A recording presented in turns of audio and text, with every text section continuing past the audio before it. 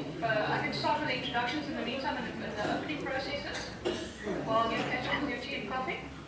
Firstly, a hearty welcome to you all in this very stormy evening. I think it's going to be a wet one tonight. I pray we all get home safely because it might be a long, cold night. Thank you also very much to all of our candidates here this evening. It's exciting to see them all peacefully sitting around in one place. We trust that the rest of the election process goes off as smoothly as that. Just some practicalities before we start. The first thing is someone left their keys on the couch outside.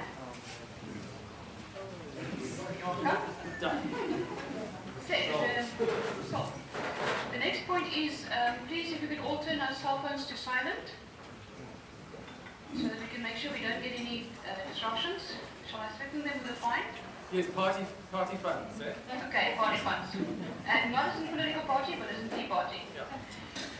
There's toilets in the back on your left-hand side. You should just go to the opposite side and just off to your left-hand side if anybody needs to use the toilets. There's also a register going around. We would very much like to get a list of everybody who attended this evening so we can keep an update of the process going. I would also very much like to thank all our songs. Shall I call them songstresses? Everybody who joined in the singing. It was really hearty. It was a hearty welcome for those of us who stormed in through the rain. We really appreciated that. Then just one last point from my side. I would like to appeal tonight for all of us to play nice. It's a hotly contested election. I know that there are members in the audience who's got some very, very strong views about quite a few things, but I do want us all to mind our manners tonight. There will be no mudslinging. There will throw a couple of rocks, but no mudslinging. We're not going to be name-calling and insulting, and this is an adult discussion, and I would very much like to appeal to everybody to behave themselves accordingly. We have a rather full program, so I'm going to run through the program. Eileen is going to do an introduction to the convening process, how the process is going to run, how we would like to run the process. We're going to have pre-election questions and answer summary. You may not all be aware of the fact that we set out a list of questions to all of our candidates. I don't believe all of the candidates received those questions, but I think a large number of them received them. They were taken partly from experience over the past number of months with the problems that we've been facing, also out of the Gatval petition. But we tried to compile a list of questions that gave us an insight into how the candidate views their work on the ground. It's not so much to try and judge a political party and their stance, as it is what are these men and women going to be doing for us in their role, whether it's a particular party that they're participating in or standing as an independent candidate. I'm going to then introduce each one of the candidates to you. Then each candidate is going to have a very strictly held 3 minutes followed by a 5 minutes Q&A. So each candidate's got 3 minutes to give you a basic overview of themselves and what they stand for, and then a strictly held to 5 minutes question and answer session. Please we've got a lot of guys up front as you can see, so we need to make sure that we stick to those time limits. I'm going to be merciless about that. I'll take my leaf out of Joseph's book. He was very good at should be the other night. And then a summary of the evening's process. Patrick will be doing that for us, and I will assist if I can. And then we will have an informal discussion around a cup of tea and coffee. Any questions so far? No? Okay, then I'd like to hand over to Eileen.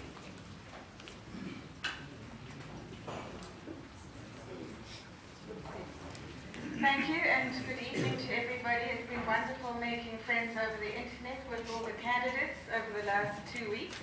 And thank you so much for coming out in the rain.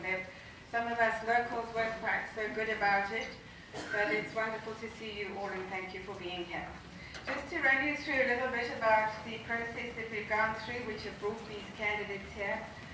As a great supporter of democracy in this country, I was delighted and very joyful to see that we had no fewer than 31 candidates running from 11 parties in our ward 61, 64, and 69. My great joy of thinking that I would easily contact these candidates was met with a little bit of dismay as I tried to contact them. I thought that it was going to be very easy. You just phone the ANC, they give you a list of their emails, you write to them, and they all say, thank you very much, we'll be there. Well, it wasn't like that. In fact, the ANC, the IEC sends you off to the, as you all know, the political party head who may or may not contact the delegates. So we unfortunately did not I was unable to make contact with some of the parties, but we do in fact have with us today 15 candidates from 8 very colourful and interesting parties, and I can't wait to hear what they all have to say. So this just gives you an idea of the people who, as of last night, when I put this slide together, said that they would be here. So that's the green with the big tick. The people in the blue are the people that I tried their telephone lines, and I sent them email their messages on their websites and didn't have a response. The people who declined or were unable to join us this evening are in the red, and the people I wasn't 100% sure of is in the yellow, but I'm delighted to see many of them are actually here with us this evening.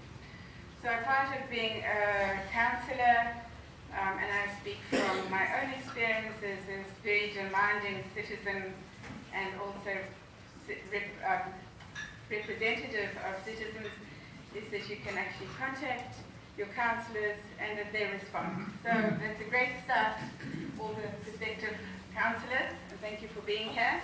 And with that, I would like to hand over to Patrick, who will take us through this evening.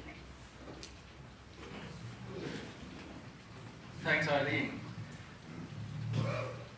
First of all, let's just get you familiar with where you are. It's nothing like starting where you are at, and it's amazing how many people don't know sometimes.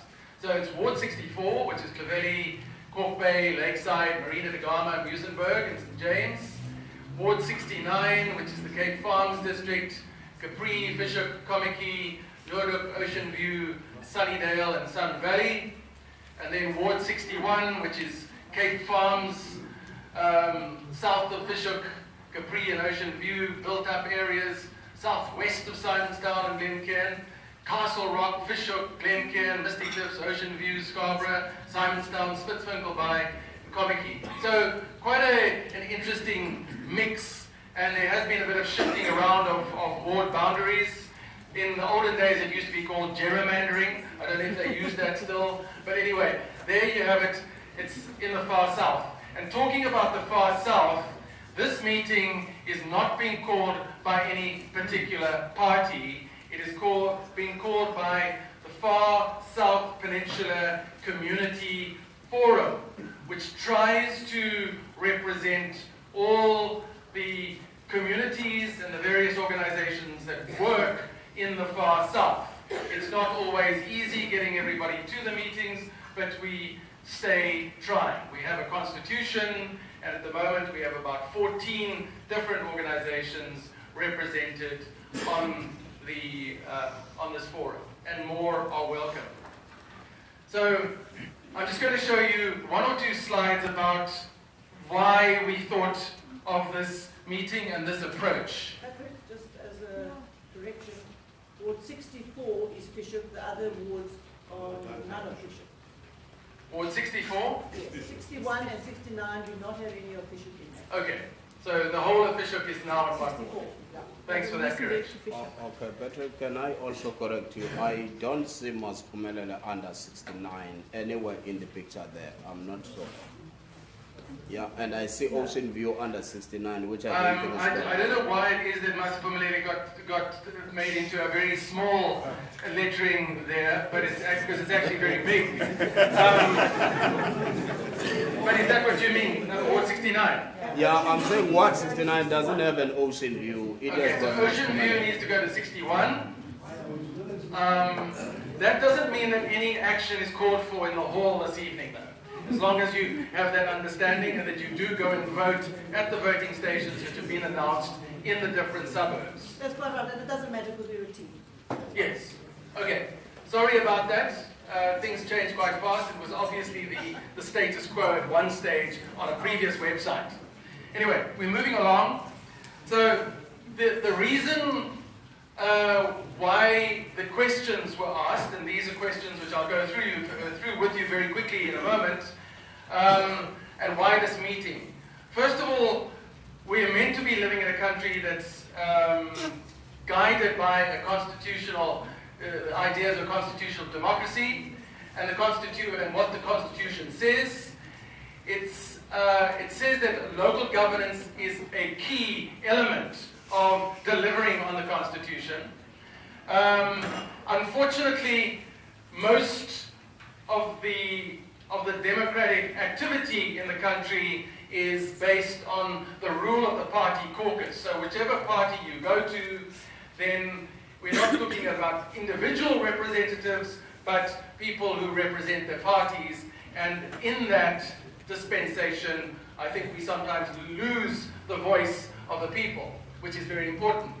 So we the Far South would like to see more participatory democracy, and not just representative democracy, but also direct.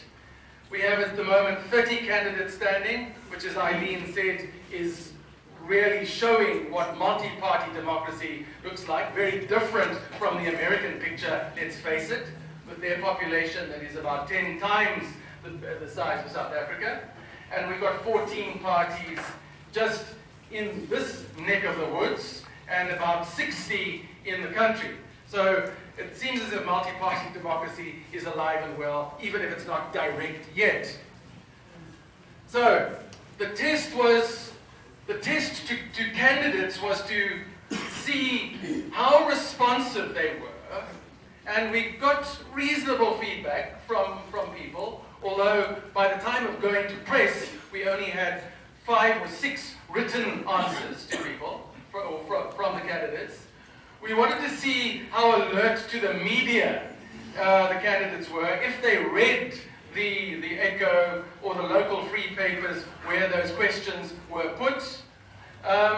Wanted to see how cooperative parties were to this kind of bottom-up democratic process, how aware of bigger picture thinking and understanding candidates were, what their attitudes were to local issues, and then what they felt about the thorny issue of public participation, and how they would manage conflicts in their wards or in their regions, how they would go about solving problems, and what is their commitment to voters, and how well do they communicate. So that was the impulse, the motivation for the questions that were sent to the candidates, and we're sorry if not everybody got those. So the general reaction so far, and this is just me, so sorry. This is my personal reaction. I haven't had a chance to bounce this off the whole Far South, so democracy doesn't always work that well. But so far, I was disappointed in the low number of responses, and in the caliber of the responses. I thought they could have been done a lot better, with more attention given and careful thinking of answers. We were concerned about the IEC's communication system, which could not provide a ready way of talking to the candidates. They wouldn't even do it on our behalf. They just said, go figure. We were also concerned about the party influence on the individual, because we need to have thinking individuals representing us. And we are also concerned about the poor state of democratic engagement. And electorate apathy. So it's not all about parties and candidates, it's also about the people who are meant to be voting next week. So we have resolved to continue with bottom-up initiatives such as this one. That means not from parties but from people, and increase the democratic literacy levels all around, and we hope that those get taken up by other constituencies and other parts of the country as well. We look forward to hearing from you, the candidates, and hearing questions from the public, and we also hope that there's going to be a thoughtful, peaceful, and satisfactory electoral process leading to improved local governance and democracy. So, the questions were, just very quickly, one of them was, which act do you think is most important? We feel that candidates, even though they're local, should know something about all the acts, all the laws in South Africa, and which are most important down here. We thought they should know something about the Sustainable Development Goals that South Africa signed off on last year. We thought they should be able to say something about public participation and speaking about the party line and the party caucus. And we also wanted to hear what people felt about the Gatfall campaign, what were the important issues that were raised there. There are only 10 questions, so these are the last 5.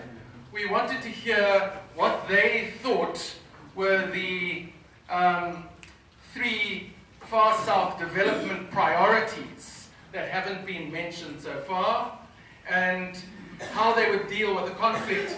Say in a war, there are 2 groups that have very radically different ideas. How does the candidate manage that conflict in the population?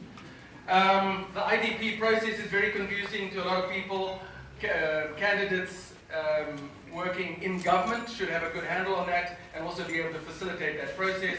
We wanted to find out how, and we wanted to hear what changes they would make in local government to make it more local. Because at the moment, we have 4 million people in Cape Town. That's twice the population of the whole of Namibia, and we don't feel that the government is local enough.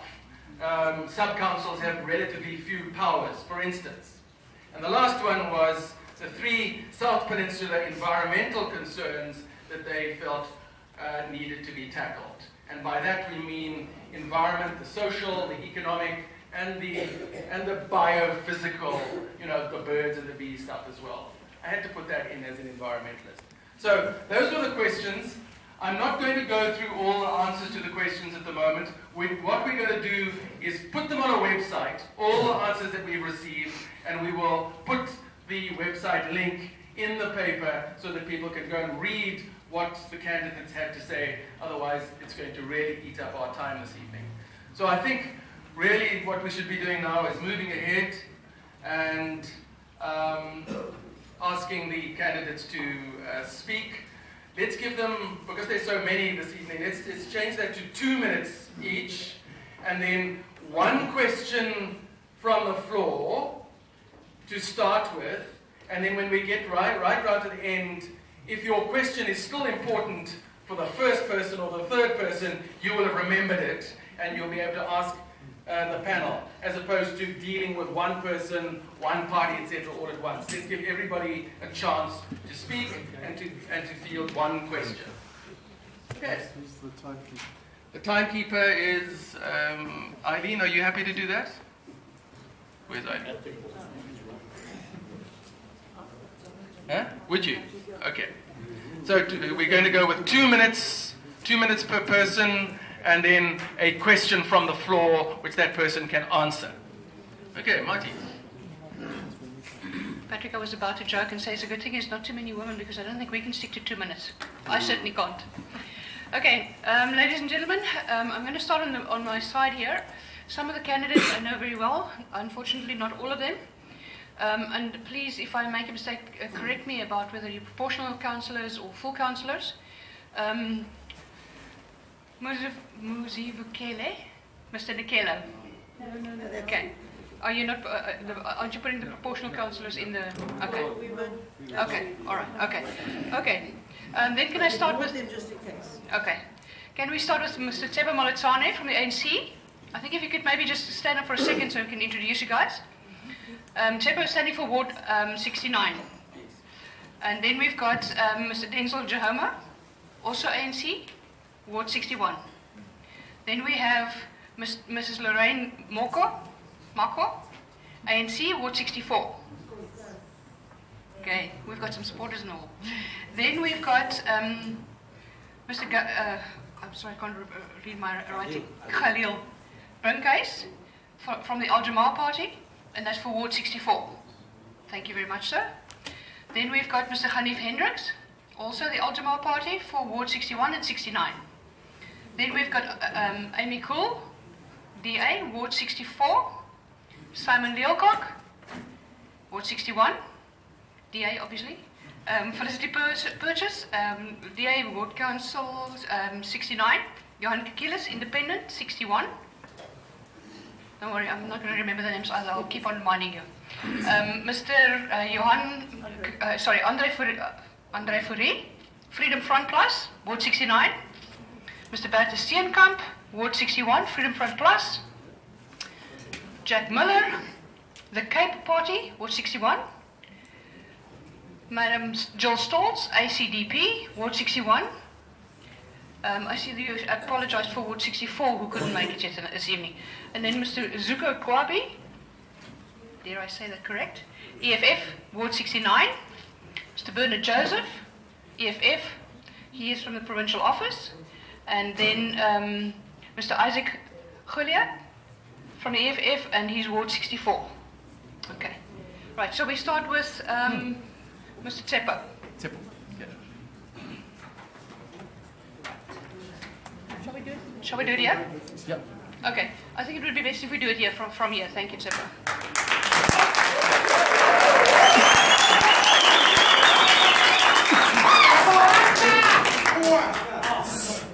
Amandla! Amandla! Good evening, ladies and gentlemen. My name is Tsepo Moletsani. I'm the candidate of the ANC from Ward 69. Thank you very much to the organizers of this session. And thank you very much to the participants. We know that the weather is not in our favor, but we have said we want to come and listen attentively to our candidates so that we can check whether they've managed to take through the commitment of the poor people in different communities. In short, colleagues, I've already indicated that I'm Tsepo from Masiphumelele, Ward 69. I'm here to represent the African National Congress. But I think before I dwell much, I must indicate that as we speak tonight here, the poor people of Masiphumelele, in particular D and E section, they are staying in water. That becomes a challenge now to the critical candidate of the ANC to ensure that we are going to attend to those issues and address the matters as it is. Secondly, as we speak, as we are sitting here tonight, in Masiphumelele, the same section, in the current leadership or under the current leadership of the Democratic Alliance, without fears and doubts, I must indicate that the conditions are terrible. There's been no proper electricity there since from last year. We all know that last year when there was a fire victim there, people were promised that the electricity will be installed with an immediate effect. That did not happen as expected. That now becomes my responsibility as a candidate of the ANC to ensure that enough is enough. Our people were misled for a long time. It's time that I must fix it. If you can't change it, you must fix it. So I'm here, standing here tonight to say to the people of this ward, I'm here to ensure that I will deliver to your mandate. And I know that the ANC did not do any mistake to say, Tsepo, please go out and represent us. That is why I'm here. Thank you. Thank you very much.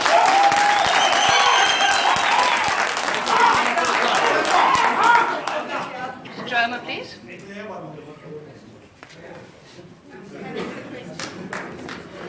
Sorry. No, what we did say we were going to answer, I'm very sorry. Allow one question. We were going to allow one question, yeah. Is there a question for Tsepo? Thanks. First hand is over there. Mr. Howard? Thank you, Comrade Tsepo for allowing Ward 69 to give you an opportunity to come to our rescue. I think you have spoken very well, Chief. But what are the plans in place in relation to the current situation that you've addressed? As I'm speaking here, I might be entering into a swimming pool when I go back home. I might be unable to sleep because I must make sure that I fight water the whole night. What are the measures in place that we have so that you rescue the poorest of the poor, specifically in Mas Phumelele? On issues raised, the electricity, number one. Number two, the issue of the people that are on the wetland that have been there for years, yet there is no development taking place. How are we going to address the issue of the availability of land in the far south, not specifically in Mas Phumelele? Because I believe all the surrounding areas has to be willing to integrate all the residents that are here in the far south. I thank you. Thank you very much, Mr. Howard. Mr. Howard, the issue of land is long overdue. If you remember, the 1913 Land Act was addressed by the late President, Mr. Madiba, Nelson Mandela.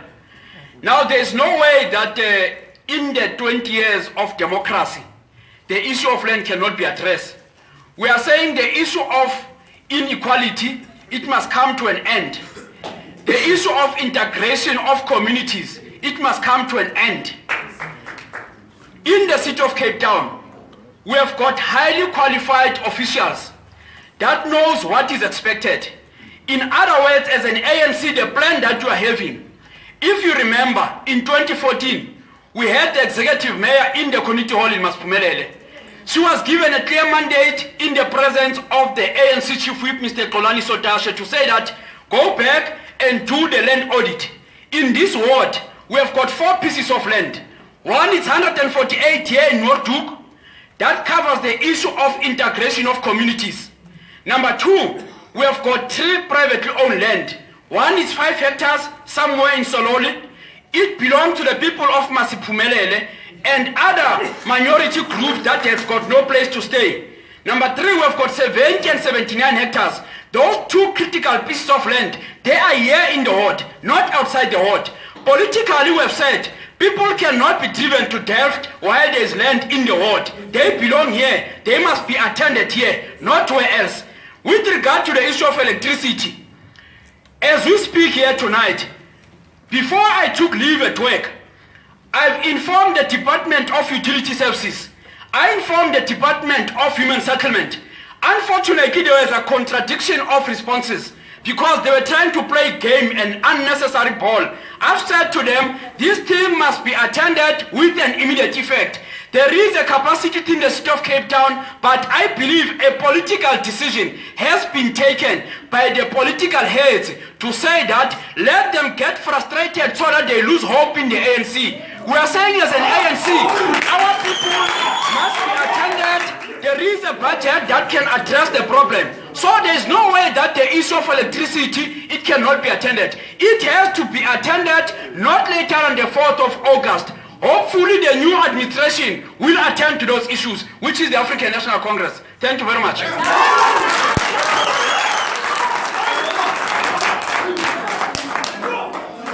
Mr. Chalama, your 2 minutes, please. Amanda! Viva ANC! Viva! Viva! Everybody, I greet you tonight. So honored, Mr. Dowling, to be here. My name is Denzel, and I was born and raised in Ocean View. Proudly Ocean View. And I don't think I can move anywhere from there. But let me put it to you, one of our main concerns is the ANC. In Ward 61, as you all know, Ward 61 is quite big, if it's not the biggest ward of the 3 here tonight. And what we've noticed as people of Ocean View, and the need in Ocean View, is that there's still a big gap in equality. You got the very rich, and then you also got very, very poor people in the ward. Taking into account the 16,500 voters in the ward, of which 100,000 of them lives in a very small place called Ocean View. Less than 2 square kilometer area is the community. Hence we got all our challenges with the crime, health, our schools is overpopulated, and the list goes on and on and on. Can I stop there? Don't stop it. You got a question? Yeah, question from the floor? Yeah. Thank you, sir. I'm sorry, I didn't see whose hand went up first. I think it's mine. Michaela, do you want to ask? Okay, Mr. De Keller? Yeah, I wanted to ask the candidate. He is saying then that in Ward 61, there are very much poor people and very rich people. I want to ask him whether he knows that that setup was caused by apartheid at a national level. And that setup can be addressed by a democratic government at a national level. It cannot be addressed by the councillors. So I wanted to check with him whether he knows that the current national government of the ANC has failed the people of Ocean View and Ward 61. Can you address that, please? Okay, maybe I can just give a little bit more input on that as well. Coming 2017, the people of Ocean View will be commemorating, not really commemorating, but it will be 50 years, half a century, that people were forcibly removed out of areas like Saddlestone and Wilk, etc. Very sensitive piece of history, but it can't just be put aside and long forgotten then. And this is exactly the seriousness of the matters that our communities and the sensitivities around our ward. ANC has got the interests of the people and the nation at heart. The Freedom Charter goes back to 1955. And that is what we want to base our manifesto. Our national manifesto is based on the Freedom Charter of 1955, so that people can be addressed. The inequalities that is still in life can be addressed.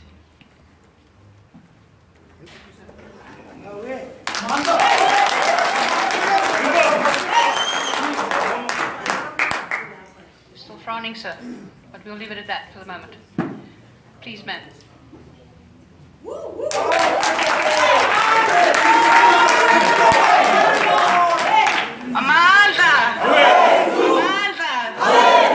Good evening, organizers, candidates, ladies and gentlemen.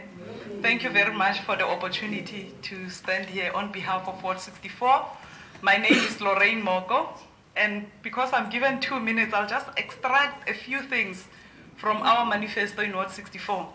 We've got 9 items that which we are going to basically achieve in Ward 64. The first thing is issues of economy. Ward 64, I think, is one of the elite. So it's elite, but it lacks in job creation. So it has to be able to create jobs for the poorest of the poor, closer or within. We are going to look at the issues of health. Ward 64 has got 2 areas that which creates a health facility. We've got a clinic and a hospital. They are not well refurbished. We would like to see that it's well refurbished, and we would like to make sure that the hours of service are extended. The issues of education, that is affordable. We've got schools that have got a quintile 4, but it's mismatched with regard to the community that stays there. For example, the Kalk Bay area. The issues of fishing, to ensure that the quotas are given, in fact, are distributed fairly and equally, and that it's fast-tracked, that whole process. Because of that is going to give a lot of job creation. Issues of housing, we can think that Ward 64 is well off, but in fact we do have human settlement issues that need to be addressed. Issues of integration, not much of a problem really there, because you get all the races. The only problem is that it's in a slow pace because of the rates are very high, and therefore people are pushed away from coming into Ward 64. the issue of homelessness. So many homeless people across all races are sleeping under our bridges in the Ward 64 area. So that issue needs to be addressed with a matter of agency. And the last one is the issue of social cohesion, making sure that we come together and are able to work together as a community. Thank you.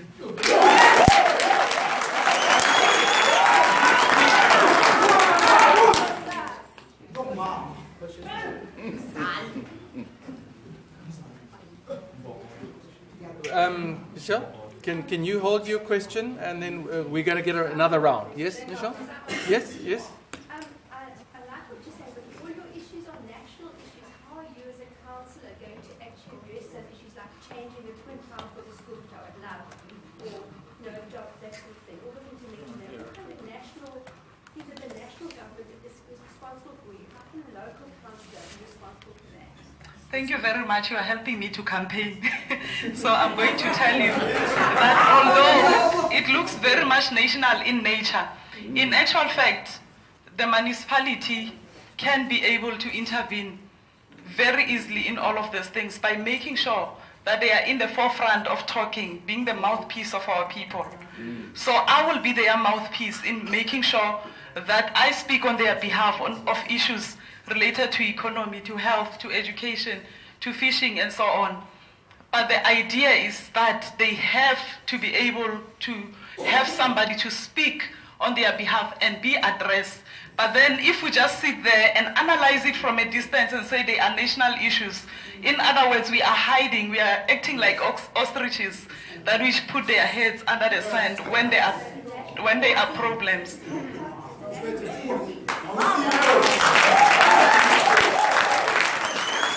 Sounds like a follow-up question later. Okay, thank you very much. Sorry, I'm back.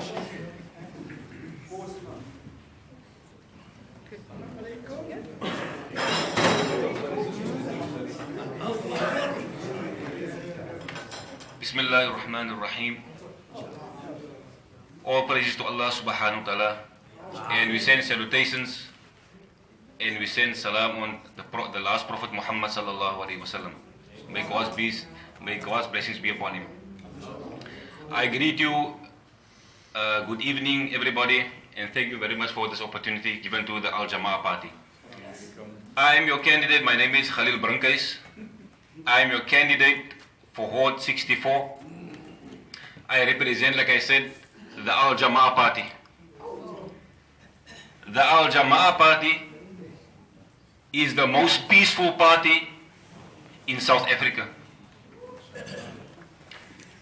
The Al Jama'ah Party, being the most peaceful party in South Africa, we want to share this peace with each and every citizen of South Africa. For that reason, the most pressing issue in our communities, which we are all faced with today, crime and violence. Today, crime and violence has become a part of each and everybody. Is morning to evening. And this is an issue that has to be addressed right from the start. The Al Jama'ah Party has a very strategic plan in place to ensure that our communities, not only in the far future, but in the immediate future, that our communities,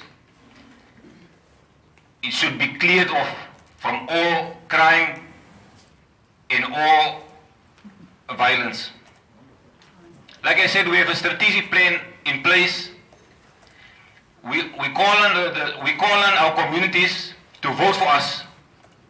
If you vote for us, we will implement our strategic plan. All our ward allocated money we will spend in our ward to ensure that Ward 64, which is Kalk Bay, the Fishhoek area, we will make sure that all the ward allocated money must be spent to eradicate the crime that is the greatest issue, the most pressing issue to all of us today. Thank you very much. Thank you, sir. It's a question. Sorry, I'm not asking a question, but can I please just ask that you can be consistent with regards to the time allocation? Okay, I'm sorry, I'll stand in front and I'll chase him harder. Thank you. Sorry, a question? Not from this side. Okay. Yes, sir. If crime is a problem, which it certainly is, usually crime stems from a lack of jobs, and this country has a serious problem with a lack of job creation. What would your party do to create jobs in order to reduce the crime? Okay, thank you very much for the question. Crime, like we all know, is a problem. One of the angles of crime is that people don't have jobs. But another angle of crime is not only that the people don't have jobs, but our people is uneducated. So, more from an uneducational point and angle, we will try, seeing that our Ward 64 has a college called Falsby College. We will try to upgrade it and to take it to the next level and take our education of our ward to the next level, and in that manner we will work together to eradicate crime. Thank you very much. Thank you, sir. Next speaker, please.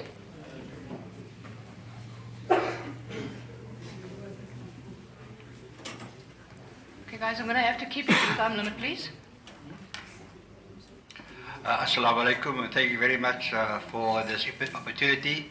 My name is Hanif Hendricks, and I've been living in this part of the world for 15 years, but I also work and live all over the country, and I hope to settle down in this part of the world. South Africa belongs to all that live in it. Al-Jamaa is aware that the residents of the wards in the far south and their moms and dads have lived here for many years, and we will support their rights in this regard. Many others, because of the color of their skin, could not live in these wards. Today they cannot afford to buy or rent houses to live here. They did not enjoy the unfair generational advantages that were given to whites, and they want redress. I can assist here. The ward councillors for the past 22 years have not done anything in this regard. But let's get to the basic duties of ward councillors. With respect, your ward councillors are aware of the responsibilities delegated to them. But for the past 22 years, they have not presented to the city a full and proper budget for the wards to carry out their mandate. They've accepted handouts from the deputy mayor and architect of inequalities and appeasement. That's why there is much infrastructural neglect of the wards. They've also failed to invest substantial funds to take care of your personal safety and put in place programs to capture the imagination of the youth and to win the hearts of the elderly. I will do all of that, and I ask you not to judge me by the color of my skin and to vote me as your ward councillor or show support for me to be a PR councillor, so I will have a mandate to set time aside to focus on the issues I have raised and to eliminate the generational advantages and the equalities so that you can prepare a better future for the next generation and not let them have to deal with the conflict of with the issues of inequality in this ward. Time. Thank you very much. One question? Question for the gentleman? Yes, ma'am. As you explained, the system now is that we get the budget handed to us from the huge metro. What process would you envisage where the local community can give the city a budget and say this is what we need in our area? How would you suggest that could happen? Yeah, the budget of appeasement just to make people happy there and to retain the privileges of the past has to change. You're quite correct. And that's why the first duty of a ward councillor is to speak to the residents of the ward and identify the needs and cost it and forecast it, and then have a budget to address the delegated responsibilities they have, and to fight and to ensure, like the comrade from the ANC said, to speak up, to make sure that the money that the ward needs in every respect is documented. Now I know that you will tell me, yes, but where are we going to get the money? If there's time later on, I will talk about the whole issue of reparations. Christine Kunta of the Black Conscious Movement just released a book which I as a publisher published, and she, for example, said that whites must pay voluntary reparations so that more people, for example, of color can come in and live in this part of the world. Thank you very much. Ms. Cole, please.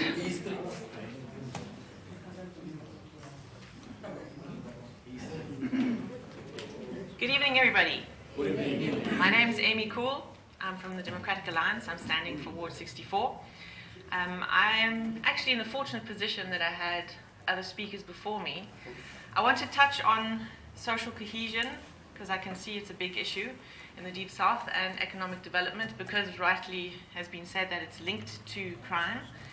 I feel very privileged to stand for the DA in Ward 64 because it is a ward which has lots of opportunity, and I think we can get it right. I don't necessarily agree with what has been said, that what my competition, Lorraine, has said is only a national